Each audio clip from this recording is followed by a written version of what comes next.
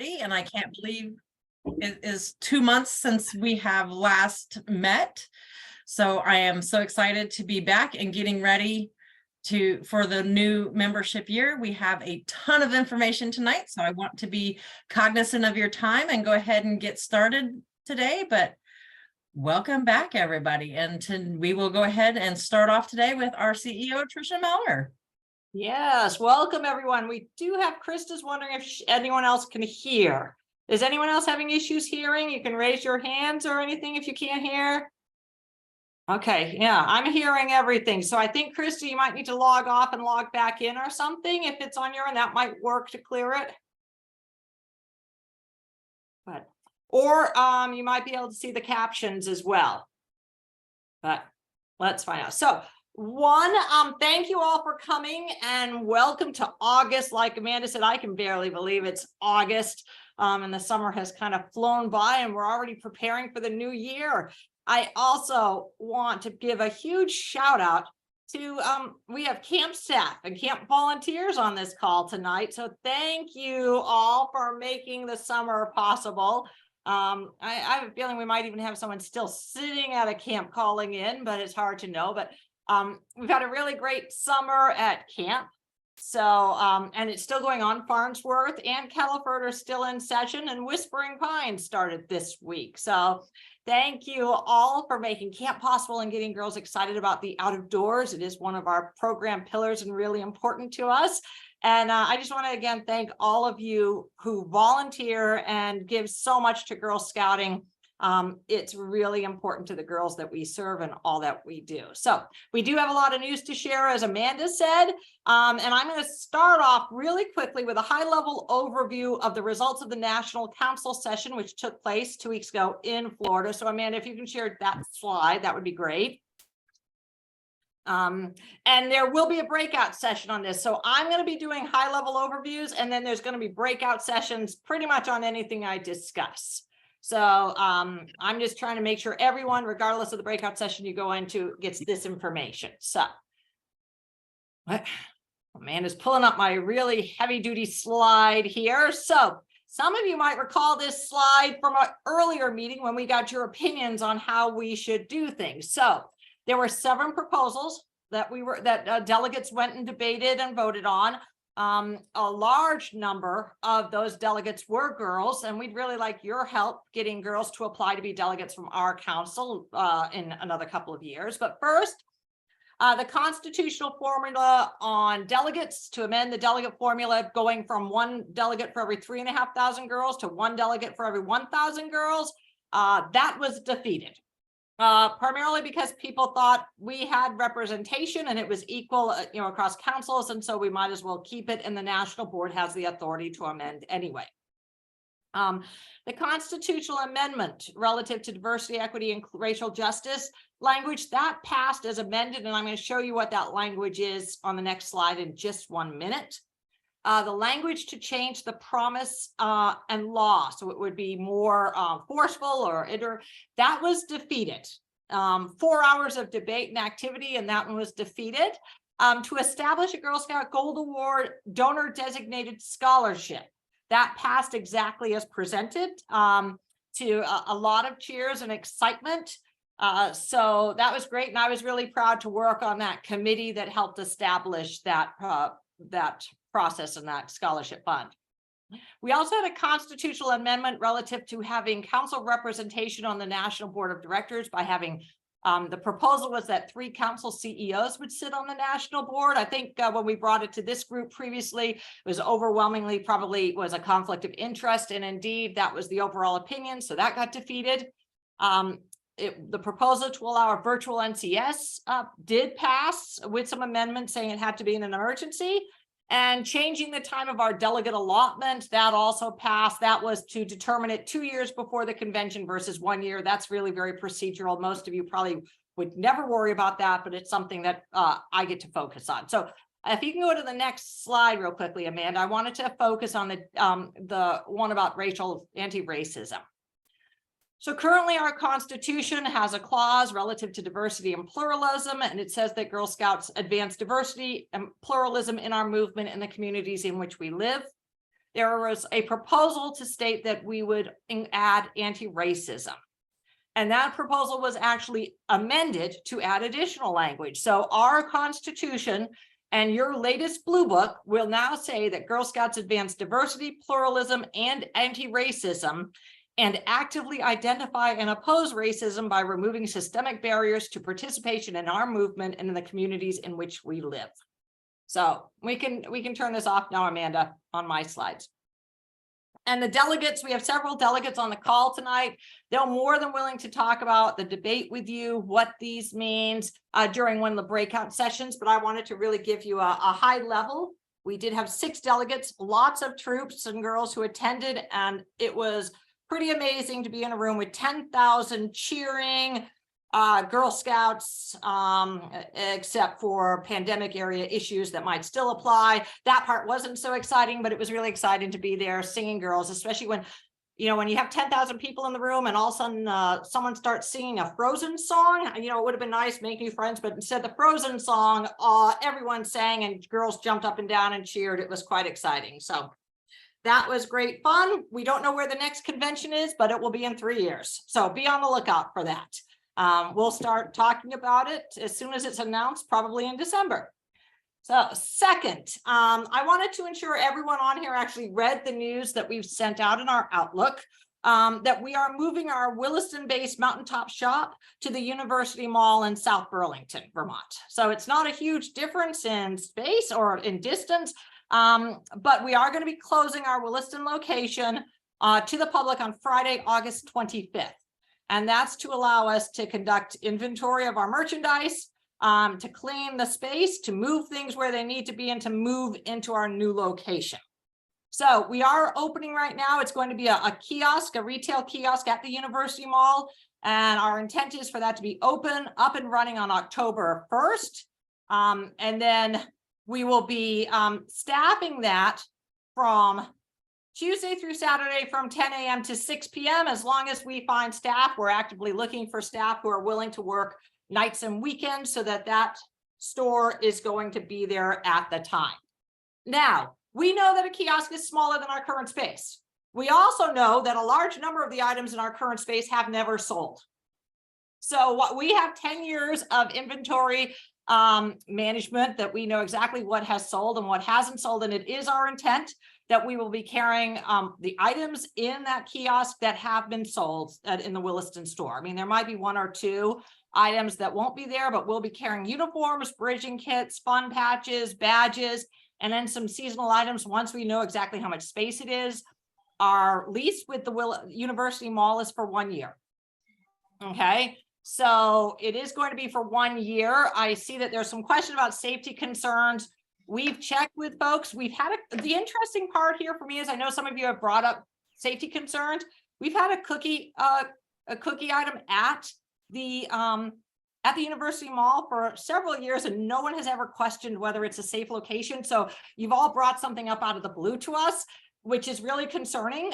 So we've got this for a limited period of time. We've done research on whether there are any other issues that have happened there, and nothing's actually happened in showing up in the police reports that is in the last year or 2. So we have heard of a report of a shooting, but unfortunately that I could say the same thing near my Bedford office or near any of our camp properties. So we've got a real issue in this country we're going to have to address. But we are aware that the University Mall has security. We are working with them to see what other space we might be able to get.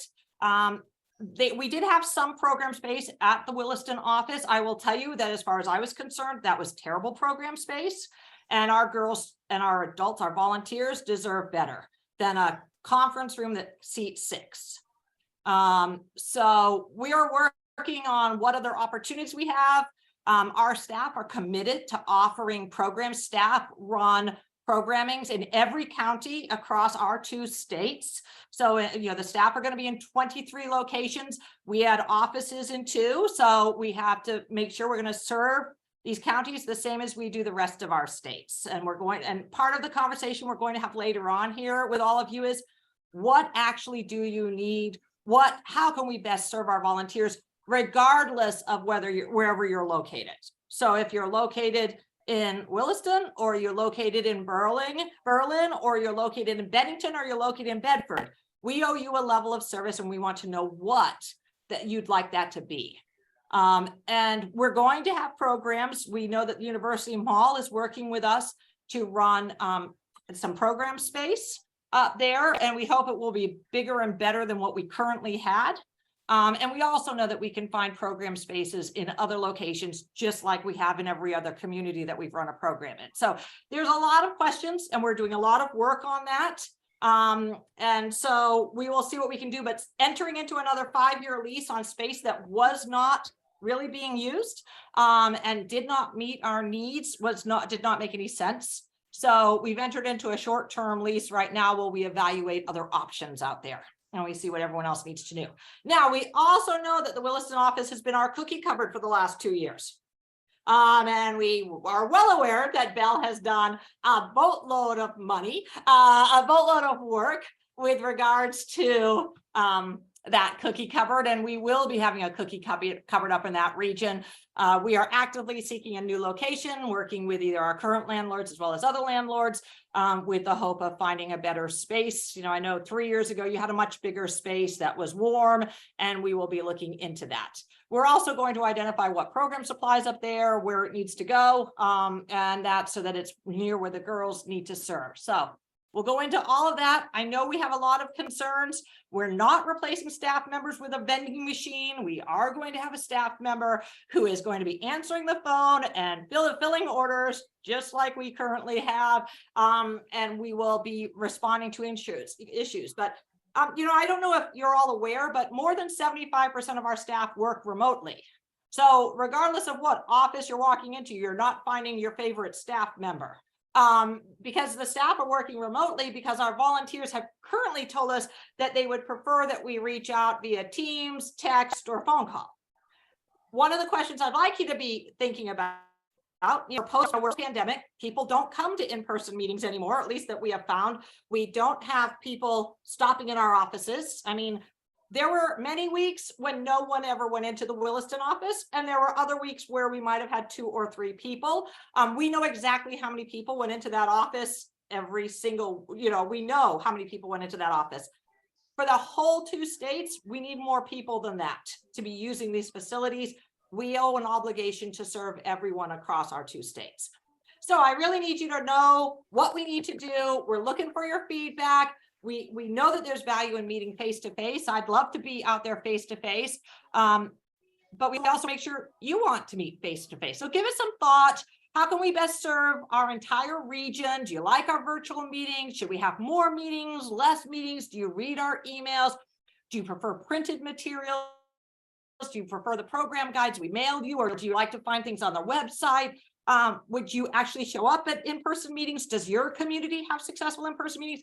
These are all things we would like to know. You know, right now we also are running staff-led programs, and the program team's committed, like I said, to run a staff-led program in every county across our 2 states. But do you know the difference between a vendor-run program? I had a conversation with someone the other day who said that, you know, she knows that we run some programs at the Echo, but her troop can make those programs, and we're running more programs elsewhere.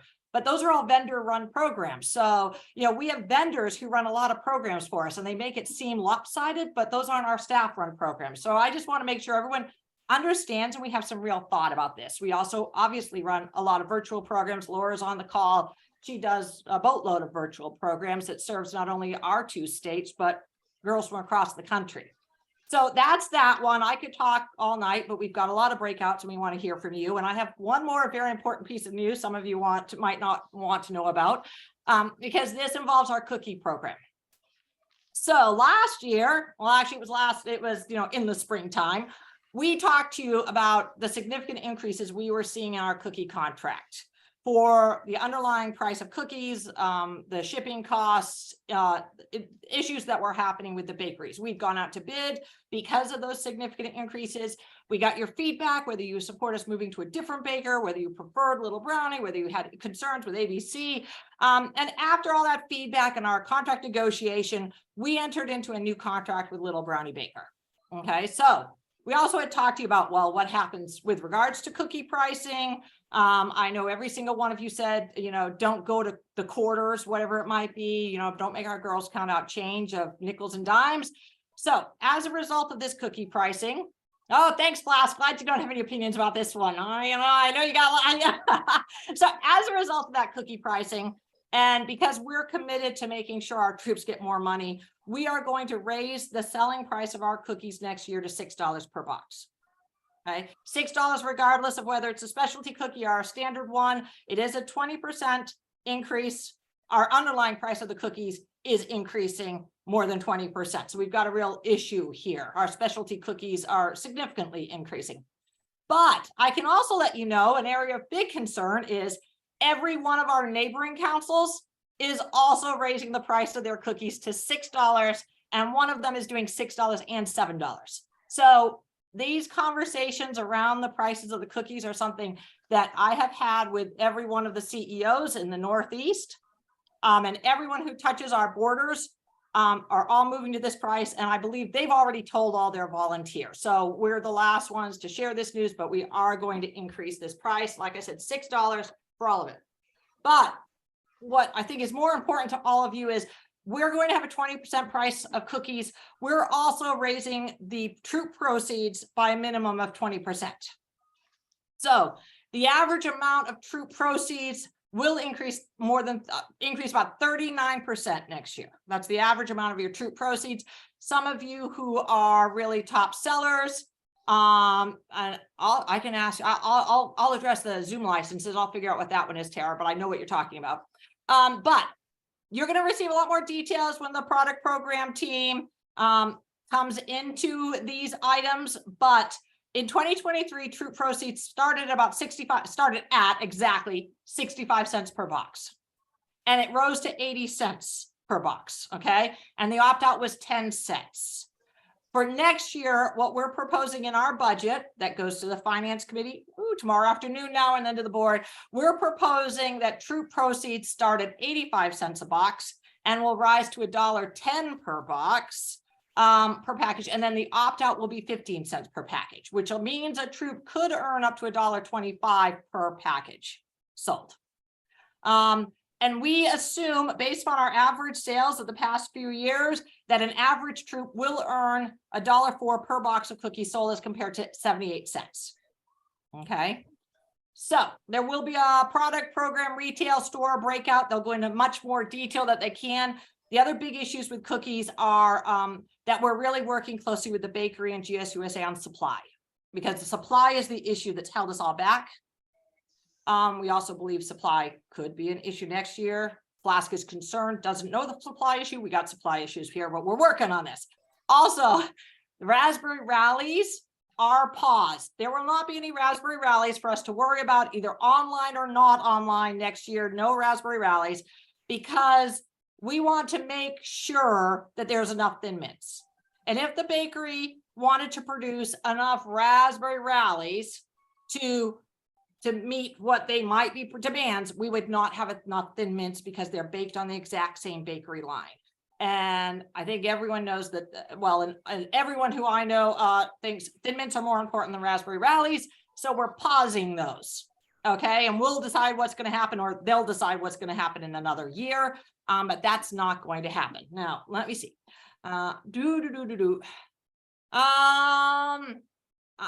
Jenny, I'm trying to remember when the last time we had that price of cookies. I could try and look that up during the meeting. It was 2017, I think. You think it was then? I remember going out and we did some other things, so that could be. But I mean, I know that everyone would think we met up with inflation, but we haven't in the past year, but we'll see what happens. So Zoom licenses. The issue with the Zoom licenses are that GSUSA no longer has a contract with Zoom. So Zoom is no longer supplying licenses through GSUSA. And so that means we have to buy our own licenses directly from Zoom as a council, and you can buy your own licenses from Zoom directly. There is no we're not seeing a bigger discount than anyone else. If you are in an area where you really think there's a big difference, we might be able to buy one for you. But GSUSA doesn't have those anymore. We're being kicked off our contract with them, and we are looking to do a new one, and we have cut our Zoom licenses dramatically because as a council, we primarily use Teams now. But the free Zoom license allows a 45-minute conversation.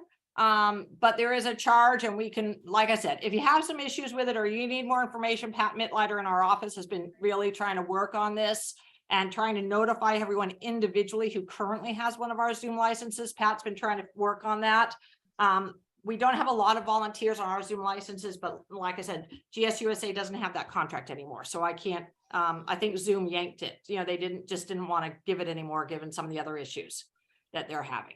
Does that answer that question, Tara? Sorry, it's not, I can't provide you with great news on that front. Like I said, we're drastically going down from, I think, 40 something licenses for the office staff down below 10. Because of that and things. So we're drastically doing it. So, and is there a service level commitment from them in regards, well, here's the issue. We only have 2 bakers. Neither baker can bake enough cookies for the entire country. So if every Girl Scout Council puts so much pressure on the bakers, neither baker together, they can make enough cookies to meet what a certain level of demand that they believe we will have. So they are working on engaging that. There are actually councils that were kicked off, or that were not allowed to have their own choice in the baker. They were assigned a baker based upon their needs to ensure that there was division between the 2 bakers across this country. They are hoping that maybe they'll be able to see a 3rd baker. I saw that was a question. There have been conversations. The councils have raised that. The last time there was a 3rd baker, the 3rd baker didn't realize that meant they actually had to deliver cookies to all the communities. And so the councils that ordered from them actually did not receive their cookies. Because the baker hadn't realized that, you know, they weren't delivering it to one location and the council delivering it everywhere else, that there was an expectation that the bakers deliver it. So right now we're very tight in. The bakers have done a lot of the technology development. They do a lot of the programming. They come up with the incentives. Most of this incentives for the girls are done and featured by the bakers. And then they design, you know, they come up with the cookies and they own the cookie recipes. GSUSA doesn't own the cookie recipe. So there have been talks about getting a 3rd baker. We have talked about whether, you know, we flatten it across the year and we no longer have a Girl Scout cookie weekend. And some councils are going to move their sales back to May. And they do risk having an issue with, you know, I mean, the girls might be selling in nicer weather, but their cookies might also melt. Because we know a lot of our girls use their program credits to go to camp. We're not moving our dates back, because if we move the dates back, girls would not earn program credits to go to camp. We wouldn't have it available on time. I know people always ask, why are we selling cookies in the snow?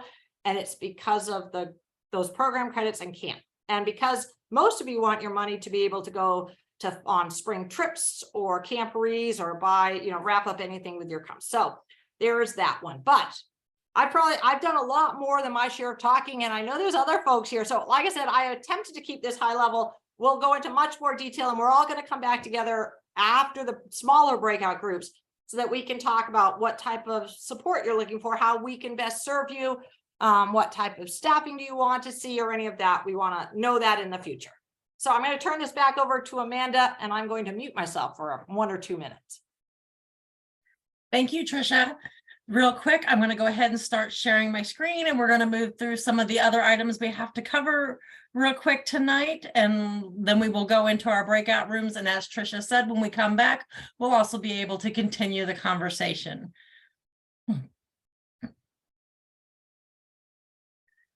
So to start with tonight, I will start with membership numbers and we will go on from there. So at this moment in time, as of close of business last night, we had 10,288 total members. Of that, over 6,200 is girls and 2,549 for adults. These are good numbers. These are increased numbers from overall numbers from where we ended last year. So we are still seeing an increase. And we are continuing to move forward and add girls each year, every day. The important part is it's not too late for your girls to start participating with your troops. We have the extended year memberships, and that's something that many volunteers ask for quite a few years. So we have that. If your girls are going to be participating in your troop before September or even before October, they need to have a membership. That is why this extended year membership exists, is to make sure that they have that so they can participate when they join instead of waiting until October 1st. And going on to the next slide, we are going to have, I believe, Amanda Powell with volunteer support. Thanks, Amanda. You can pop over to the next slide. I just have a few quick updates and reminders for everybody. First, remember that your troop financial report was due on June 30th. If you have any questions or need any support, just reach out to customer care. Let them know that you want to talk to somebody about your troop financial report, and someone from volunteer support can help you out. Next slide, please. Looking at the participation catalog, which is where all of the public can see the openings in troops. Your troops are now all open for new girls to join. We will not be removing new girls that join before existing girls renew. That being said, if your current girls need more time to register, again, just reach out to customer care and ask for volunteer support. We can temporarily remove your troop from the participation catalog, but we will relist that on October 1st for new girls to join. And I think I just have one more slide.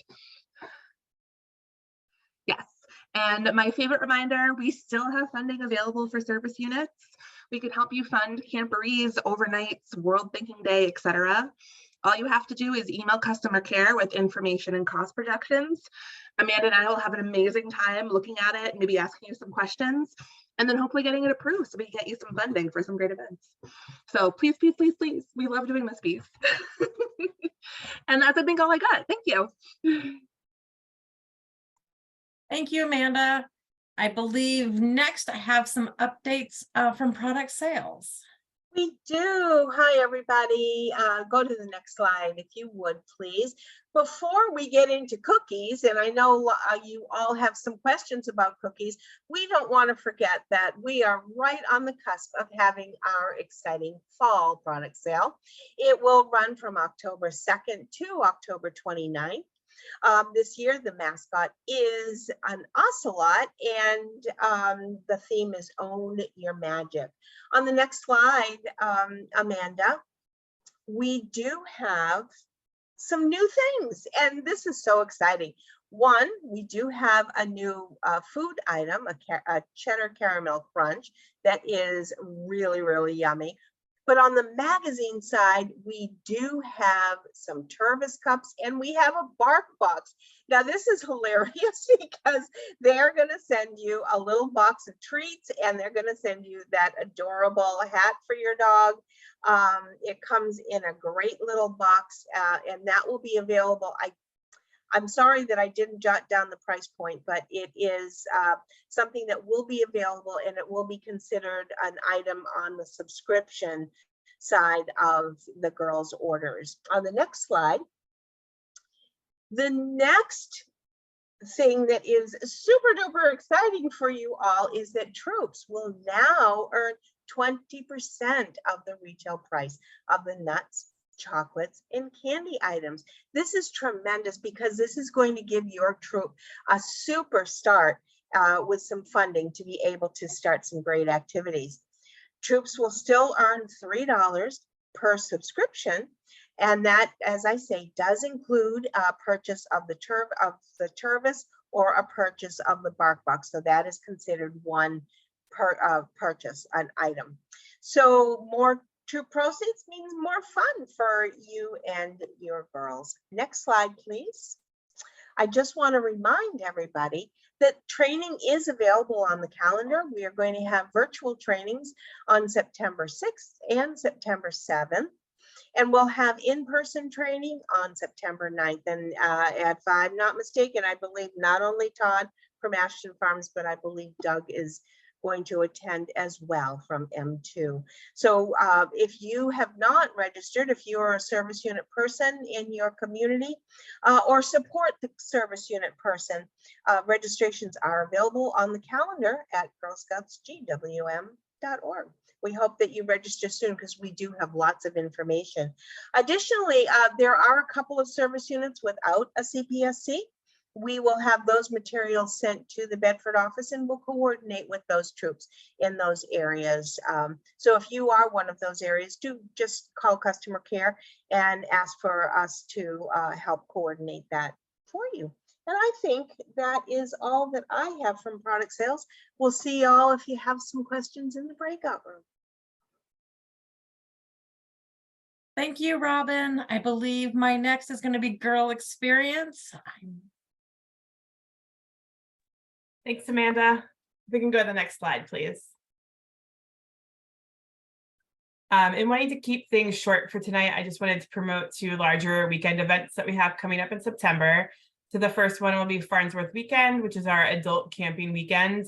It will be September 8th through the 9th with an optional overnight if you'd like to stay through the 10th of September on that Sunday.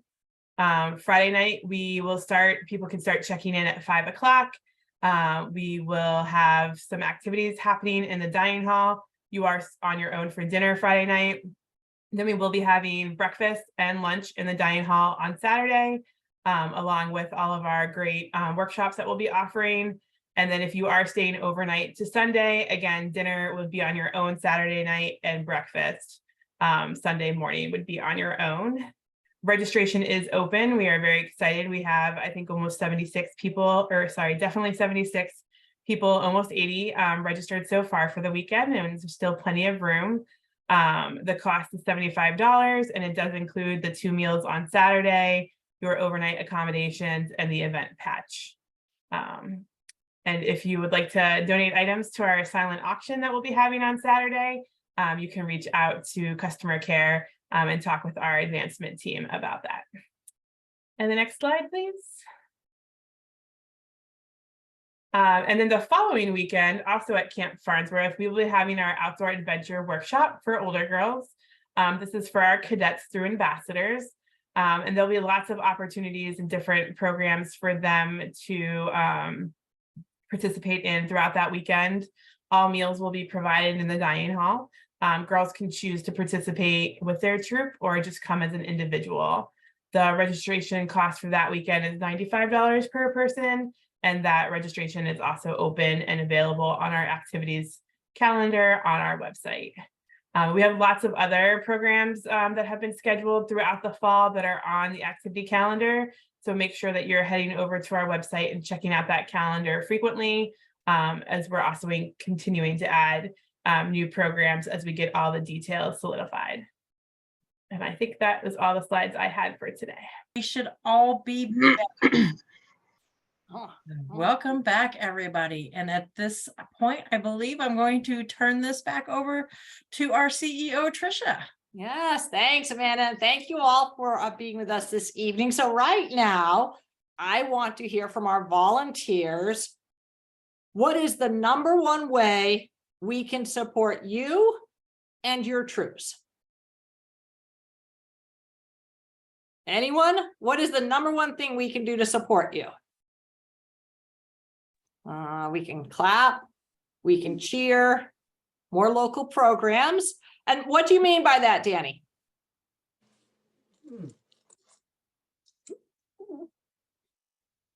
You know, instead of typing, I'll just unmute. Right, yes, please. So, yeah, we're in Northern Vermont here. I know, yeah. Yeah, for a program or event or to get to a camp, like honestly, even to get to the store, it's an hour trek. Yeah. So we have a huge group of girls that is really, well, and I know multiple troops in this area that are really motivated and they want to get to things and they want to be a part of the bigger council, but we can't get there, especially with the times and school and then trying to do the travel.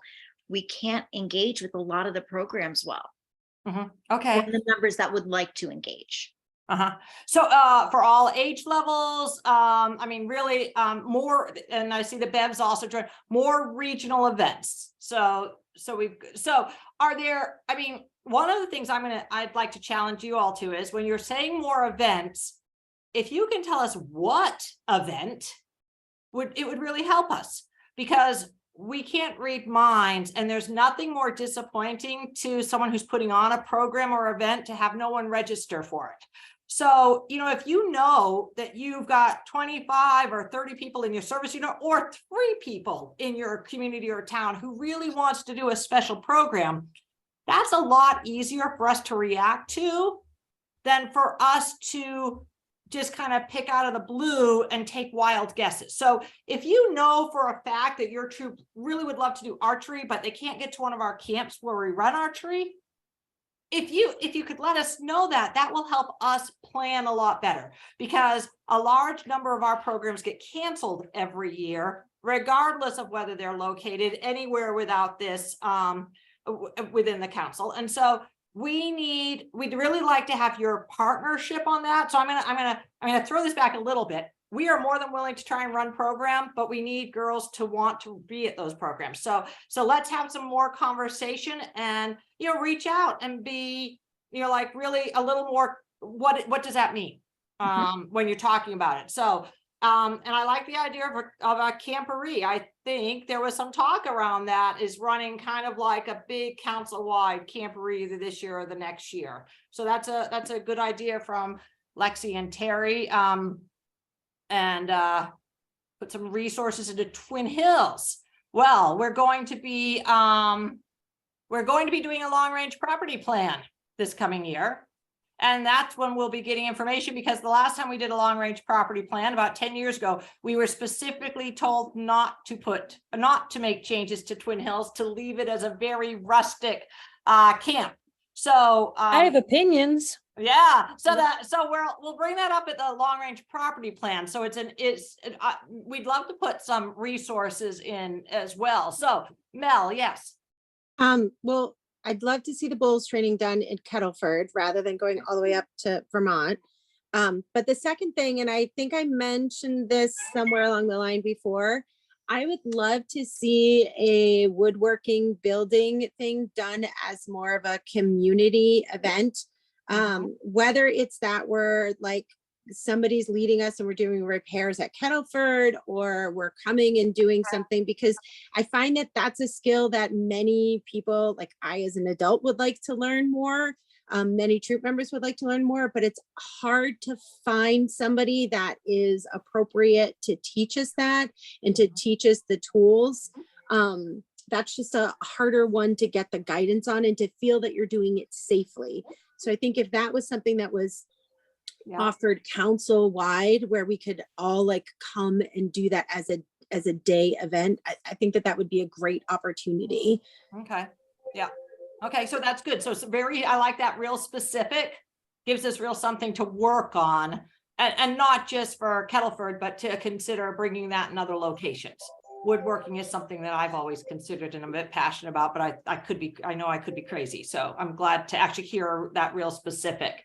And I know Cami states more proactive reach out from our trainers and mentors to provide specific information on things. What, Cami, would you unmute? Could you explain that a little bit more so we understand?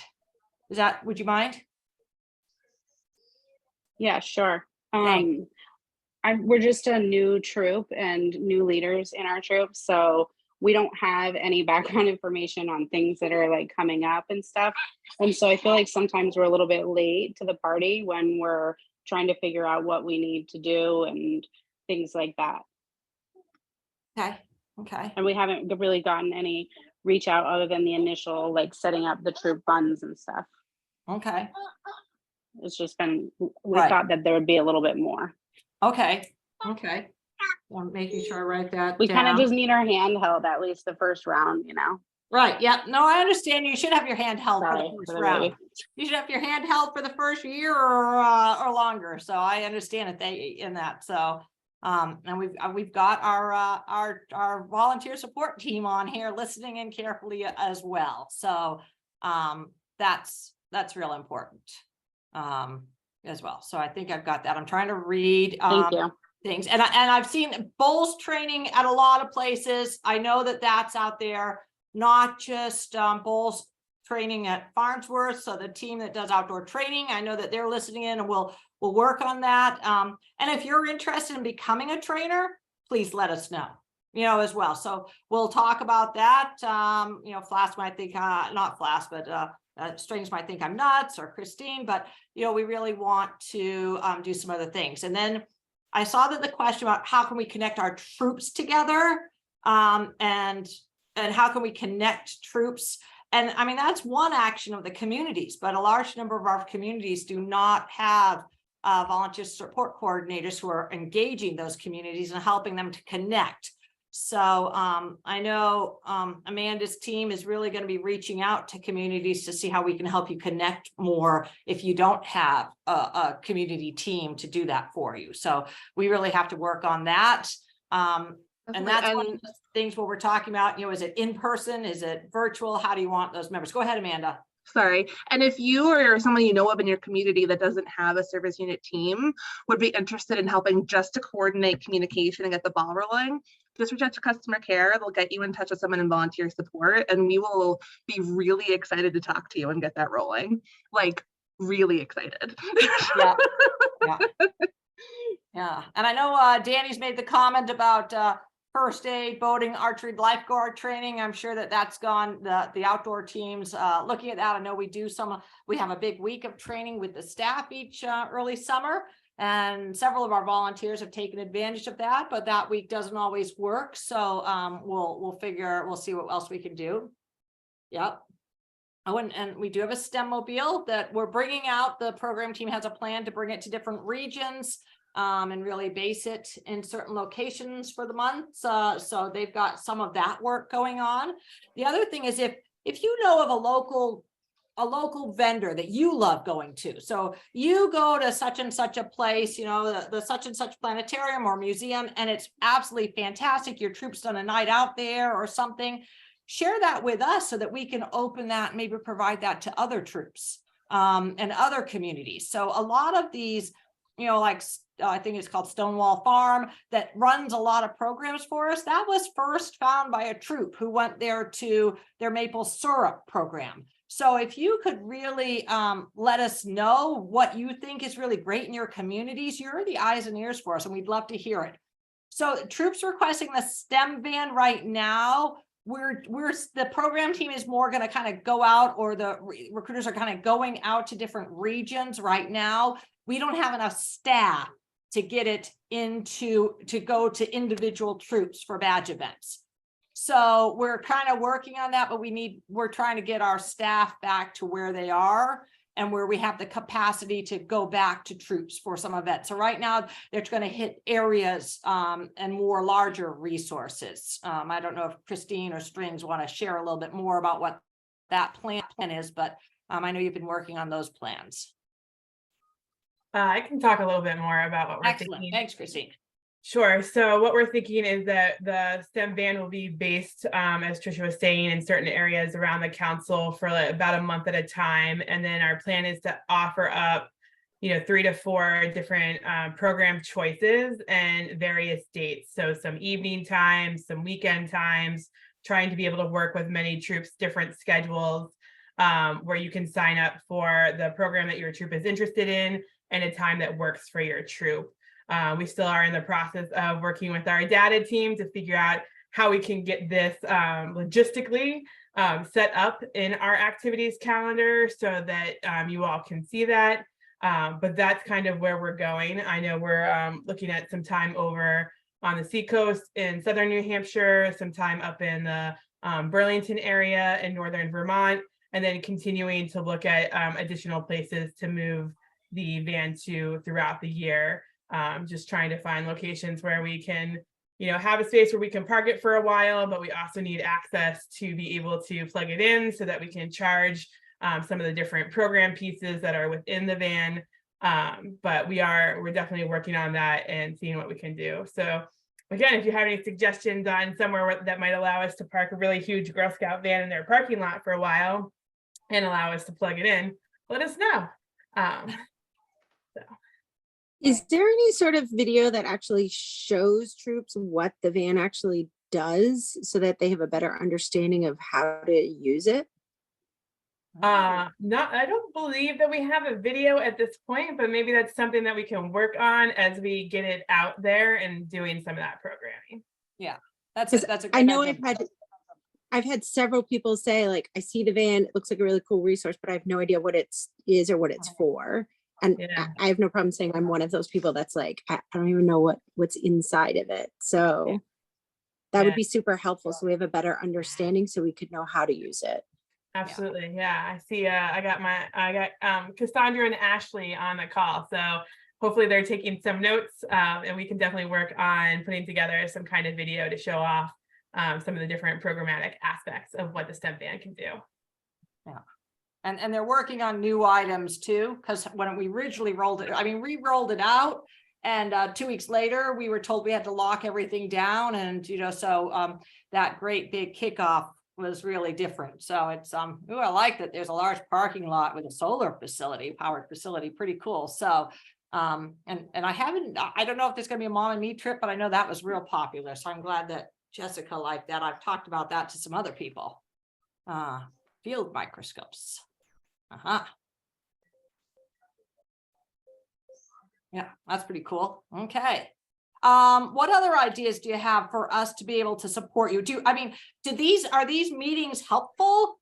Would you like to see different forms of meetings, different groups getting together, different opportunities? Is this helpful to you, or would you prefer one-on-one phone calls with a staff member?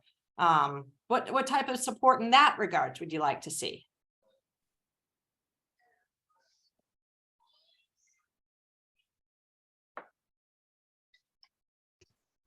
I think these meetings are helpful. It's nice to hear what other people are experiencing and coming up with questions I haven't even thought of yet. Oh, good. Okay. Yeah. I mean, part of this is for you can all to connect with each other too. And a lot of times we have like you see in Flash, volunteering to help develop, a volunteer will hear something, be like, wait, I could do that. I have a parking lot that you could plug this into in an area, or I have this.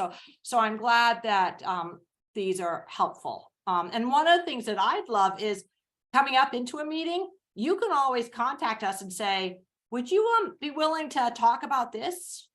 And local meetings, we'd like to do some local meetings. If there's folks on the other end, I mean, I remember going to one meeting and they decided to make it a chocolate dessert party in order to get people to show up, since I was making that was great for me. Chocolate dessert parties are always great, but we really do like to, we're trying to get out more and more, as long as we can do it. So. Yeah, and volunteer support is working on a plan to get out there to all the communities that don't have a service unit member or a service team. And if you have a service team and you'd like a staff member to come, then make sure you ask us. And we can come up with other things. So anything. So we're going to really read these and go into greater detail. I know it's after 8, and one of the things we do promise is we'll get out on time. So if any of you need to sign off, we understand. The other is if you say, I wish I'd remembered this tomorrow or next week, you can always write to customer care and say, hey, feedback for our meetings. This is what I'd really love to see. Can you pass this to Trisha? I've thought about some programs we'd really love, or when I'd really like to see this carried in our store. GSUSA has it and I'm buying 100 of them a year. Make sure you carry it, whatever. I'm making things up now. But really, we'd love that communication separately. Oh yeah. And we would love to know if you find the backpack helpful that we mail out, or do you find things online? Those are all things we'd love to know, because we want to do things that work for you, and that work for those in your community that so we'd really some people have no idea what we're talking about half the time, and that's concerning. But oh good, love the backpack, great. Yeah, and the product team will be doing lots of stuff. Okay, so some feedback on the backpack. Maybe we need to do a little conversation. Oh, Jill lost the link to the walk because it's so far down, which is great. We've heard from a lot of folks, but we'll get that out there. So Kelly will probably post it 100 million times. And I happen to know that someone on this forum's also trying to figure out how she can do a 5K walk at the end of Farnsworth weekend, but my Farnsworth weekend team doesn't know about it. So we're really, keeping the ears closed, but I know that there's some interest in doing a run up in Farnsworth. Christine's laughing about that one. I just Ooh, learned about it. I know, I just told you about it, but Caitlin's got her heart set on doing a run. I don't think it'll be a color run because that's not going to be the most environmentally conservative thing for us to do at our camp. We really don't want to be spraying the paint everywhere, but that's always something we can consider in the future, but we probably will not be allowed. We won't be for doing that, but yes, great. The Facebook post, good. Yeah. And there's the alumni Facebook page too. For those of you who are new, there is also a Girl Scouts of the Green and White Mountains alumni Facebook page. And that's a really great place that if you're looking for advice from alumni or something, or you're looking for someone to come and run something at your program, you as a new leader could be like, hey, are any of you alumni really good at knots? Or do any of you know how to do flower arrangement? And you very well could have an alumni with a lot of experience who might not want to be running a troop, but is very willing to potentially run a specific program for you. We actually had alumni do the woodworking to fix the benches up at Camp Farnsworth. That was a service project they did. So those alumni might be the ones I reach out to for our woodworking as a community event project. We'll see what happens with some of that. So it's great. So, and I know I can see that Carrie's hoping to get a little bit more information on what works. And really we need to, like, if we're doing too much, then it's harder to know what else we should do. Yeah, and virtual VSC meetings like that, Karen. Hey, we'd have an in-person one too, just so we could, hang out and talk. That'd be great, but that's a lot of effort and people are, so that's great. So yeah, we really love that feedback on if we're sending out too much, but then you feel you're not getting the information, we really need your help on what's right. I run into that all the board of directors know that as I'm their prime communicator. I have a big issue with some board members who don't feel they get enough information and others who think they get too much information. And so getting that balancing act is really hard. And so, we'd really love to know that. And that's why, is it better if we just put it online, or that we do a combination? So any of that. So I'll look at that. And Amanda's already on this virtual VSC meeting. And maybe they'll even do a chocolate party. Who knows? She's probably thinking I'm nuts on that one. So. Oh no, I'm in for a chocolate party. There you go. In for a Hold chocolate me. party. Okay. So unless there's does anyone have any questions that they really want answered? Otherwise, we can all stay on in case someone has something they more want to talk about privately. So I want to thank the National Council delegates for leading a breakout session. Thank you guys so much for going over that. It was very helpful. So We didn't get through all of it, but it's okay. that's okay. You got through a lot of it and you had people there to ask questions of, and that's what's important. They can ask questions at Farnsworth weekend too. Yeah. Yeah. So, yeah, that's true. There'll be folks at Farnsworth. So. Great. And if you're registered for Farnsworth, you should get an email today to allow you to sign up for your sleeping locations and lots of other great information. So make sure you look for that email. Yeah. And tell us how many years, right? So you can get your year pin. Yes, we want to. And if you have a volunteer who you want to recognize with an award, we do have a volunteer appreciation event the Saturday at Farnsworth weekend. And you have someone in your community you'd like to receive it, you'd like to recognize with an award, please contact us right away so we can talk about that and see what we can do about the awards and recognitions. So that's a great thing. We'll be talking with our year pins, the 5-year anniversaries and others. So that's wonderful.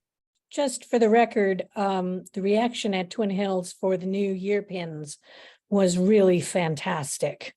Oh, excellent. I had a lot of conversations with parents who were excited and kind of planning out when their kids could step up to another year pin. And they love, love, love that it counts at all the camps. Excellent. So the program team, outdoor team, they rolled out a year pin for campers this summer to really encourage returns amongst the campers. So that's great. Glad it was well received. Can you explain that a little bit? Because I don't know, we're not doing it at Whispering Pines, but we thought about doing that with us. You know, Bev, I had a bag in my car and I forgot to leave them with you guys today. So maybe I can figure out a way to meet up with somebody and get them to you. But we did a 5, 10, and 15-year pin to recognize the number of years that campers have been coming to our Girl Scout camps. Okay, because we've always done it unofficially, but we've never given them anything. But then when COVID hit, we kind of lost the whole group. So. Yeah, we have some really nice new pins, and you know, I was there today and I had that bag in the back seat and it was the downpour. Yes. Christine cleared my archery field for me as we were running to save the bows. Yeah, we had some pretty bad coming storm. over the mountain. Yeah. So Jess is asking whether there's another event like Farnsworth Weekend on a different date. Farnsworth Weekend itself is run by a group of volunteers, and it has traditionally always been the weekend after Labor Day. We currently do not have another full-scale outdoor training weekend planned at this time, but there are other training events that will pop up. As I mentioned, usually in the early part of the summer, we offer lifeguard or boater safety and archery training, which is very different than Farnsworth Weekend. But if there's something you think that is very interesting, Jess, at that weekend, let us know so that we can maybe come up with a way that you can get that information. Okay, so and yeah, troop camping events are great, and we do have AOLS and bowls scheduled for outdoor the following weekend. That's the older girl weekend, but there'll be some trainings going on then as well, which is fantastic. So okay, any other questions? No, I know it was a busy night. There's a lot there. I'm sure your heads have a lot of information in them, and if you missed anything, don't hesitate to reach out. And let's keep the conversations going. And again, thank you for everything that you all do. It's extremely important to the girls, and we can't say thank you enough. So I hope to see many of you at Farnsworth, and if not, at another event. So thank you, and good luck at Whispering Pines. Good luck at Kettleford, and good luck at Farnsworth for the rest of this week. So have a good night, everybody. Thank you. Bye. Oh, can I ask my region specific question? Yes, you may. We're going to stay on, Molly. Go ahead. Okay. I'll open my video too. Yeah. All right. So while I was on this meeting, my co-leader sent me a text message with a screenshot that there's another troop starting in our area in Manchester, Vermont. It says troop 64146 is a forming troop meeting weekly in Manchester. And I'm just wondering if anybody can give me some insight on that. It says it's a staff-led troop meeting for 4 to 6 weeks. That is a starter troop. So what that is a troop that is ran by staff for 4 to 6 weeks in the effort to train volunteers to take it over. We start these in areas where there's been typically a significant amount of leads or inquiries as to wanting a troop, and maybe the troop that's there doesn't meet the age level the needs or the time and date needs. So that's what those are. Okay, because maybe it's a time and date thing then, because we meet, I think it's twice a week. I don't know. My brain is a little shot, but every other week. We did have a lot of inquiries at the beginning of last year after somebody was at a open house at Manchester Elementary School. But then I reached out to all those parents and I think only 1 or 2 ended up joining. They all kind of fizzled out for various reasons. How much room do you currently have in your troop? So it's more an adult barrier to the number of kids, Okay.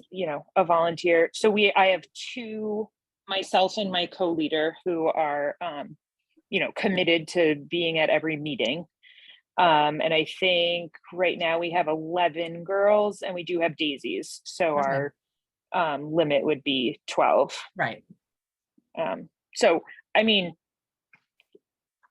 fine with, having another troop. That's great. I just was like, I have no idea what this is. And I happen to be on a meeting. So why don't I ask?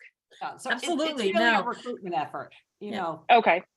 It's because a lot of folks, when we have a tabling event or a single recruitment event, the parents don't get enough information or don't feel their parents. So this is kind of like a multi-week attempt to kind of bring in the girls and get them to understand what Girl Scouting is about and really to work hands-on with the parents with the hopes that they'll convert to become volunteers.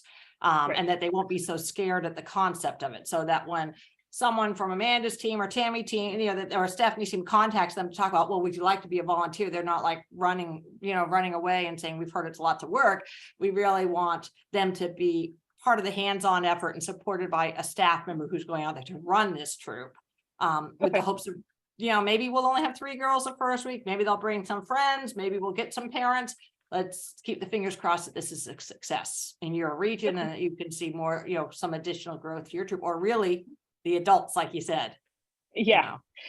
Okay. If someone could just keep me in the loop, just so I know, if there is going to be another full troop in the area, that would be Absolutely. fabulous. I have your information right here, and Tammy and Stephanie, who are working hand in hand with these, are both on tonight. So they are making notes right now because they're going to follow up with you. Perfect. Sounds good. Do you have and any other Lexi- questions that I can answer for you?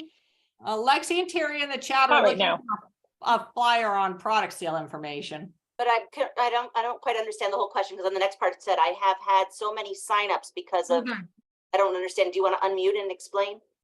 Yeah, so I just unmuted. I've had so many girls come up to me while we're out selling cookies, or we did some fall product sales as booths this year. And I've had almost 3 or 4 girls join my troop just because we're out there. And a lot of the times I can find time to be able to sit down, but I've noticed that a lot of the times I'm working with the girls and they're doing product sales and stuff. Is there something maybe that council can offer us as far as a handout or a flyer or something that would make it a little easier for us to grab those girls?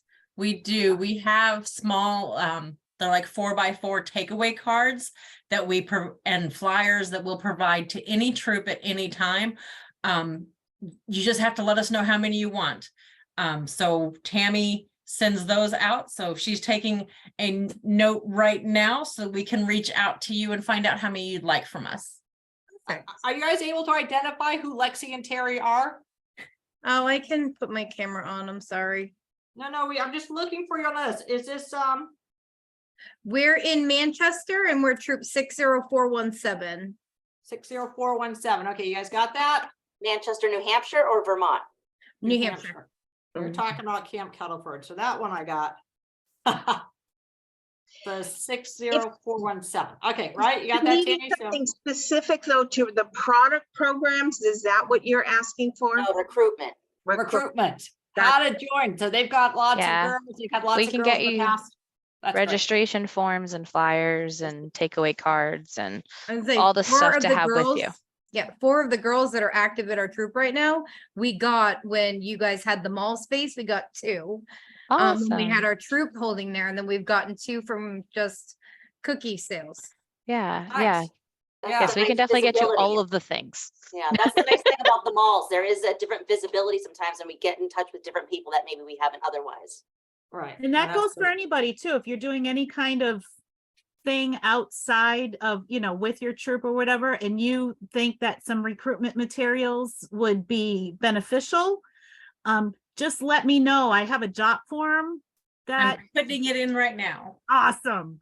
And just fill out that job form. It comes straight to me. And me and my team will put together a little kit for you based on what it is that you need. And yeah, we'll get that out to you. We ask that you give us more than 2 weeks lead time because sometimes it takes us a minute to get all these out. But yeah, just let us know ahead of time and we can definitely get you anything you need. Yeah. Tammy, could that include a QR code? A QR code for more information or for registration or? Oh yeah, we can get you whatever you need. Yeah. Yep. That's yeah. That would be So are great. you guys are you all seeing QR codes come back into fashion again? Because I know Yes. for a while it was no more QR codes, but I've been seeing them a lot more, so. I've been making a lot, Trisha. So Yeah, Most of our materials have a QR code on them that takes you to the website, so. Okay. I'm just really good with the Frisbees, so, You are. The Frisbees don't, but maybe next year, that's what we'll have to do, a QR code on the Frisbee. There we go. Those are very popular. I was gonna say, did Tara Tilton get off already? Because she did a QR code on her car. That's for right. cookies- For cookies. She shared I that. had that on my car for 2 years. Every year I made a new one for my kiddo for cookie sales. Yeah. And it said, my daughter sells Girl Scout cookies. Yeah. We got sales. Oh. Any other questions that we can help anyone with? I don't know if this is the appropriate venue, but I really hope that when you come to work out development plans for Twin Hills, that you will involve me in the conversation. I think we'll be giving an opportunity to all of our volunteers. We usually have had, when we've done long range property plans in the past, we've usually had, like open sessions, open forums to get feedback.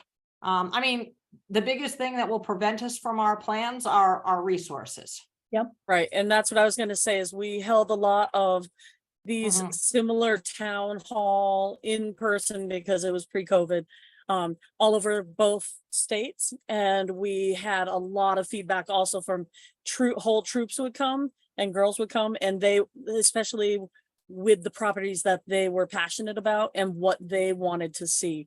And they drove a lot of our decisions on the last two long range property plans as well. Yeah. And the last time we did a long range property plan, only 2 properties were left off that plan. And one of them was Camp Kettleford. So nothing has been done at Camp Kettleford for the last 10 years, really, other than basic maintenance. The work and the funds were put into Farnsworth and Seawood and Twin Hills with, like the Gaga pits and the archery and some of those sorts of things and tree removals. But we've got to look overall at all of the properties that we own or that we want to lease. And that will be a project. First, we're going to do the bylaws. We have to get our bylaws review done. So, and then we'll get started on the long range property planning process. Yep. Which is one of my favorite times. I Yeah, love you'll all definitely policy. You'll definitely hear about it because the minute that starts up was we start really looking for people and we started this, we'll talk about them on this forum, but you'll hear about it last. You know, we know you're very interested in not just that property, but others. You've been to a lot of the properties, so your feedback. I have an unlimited capacity to care about those. Yeah. So. Any other questions or comments or anything? No? Well, okay. Well, thank you all, and thank you for hanging around for an extra 25 minutes.